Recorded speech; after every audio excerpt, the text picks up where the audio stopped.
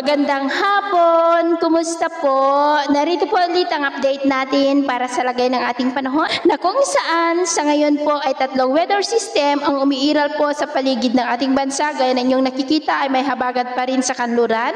May mahinang daloy ng easterly sa silangan ng Luzon at Visayas at mayroon pa rin intertropical convergence zone na nag-i-extend po sa may Mindanao. At may mga LPA sa bandang taas natin na siya pong bahagyang humahatak ng habagat. Pero ang may ito ay hindi naman na po banda sa ating bansa dahil posibleng mawala rin ang isa sa susunod na mga oras at ang isa ay kikilos po pataas. At sa ating long range forecast, wala pa ring bagyo na namamataan na tatawid dito sa ating bansa hanggang sa susunod na 2 linggo, pero consistent pa rin dito na may namamataan na posibleng pamumuo pa rin ng mga weather disturbances sa silangan at northeastern part po ng ating bansa sa susunod na mga araw. At sa lagay ng ating panahon, ngayong hapon ay maayos pa rin ang panahon sa malaking bahagi ng ating bansa, pero maulap ang kalangitan with isolated rains dyan sa may Cordillera, ilang bahagi ng Ilocos Region, Cagayan Valley, Tarlac, Calabarzon, Mimaropa, ilang bahagi ng Bicol Region, Panay Island, Negros, Cebu, Bohol, Leyte, Samar Provinces, ilang bahagi ng Sulu Archipelago,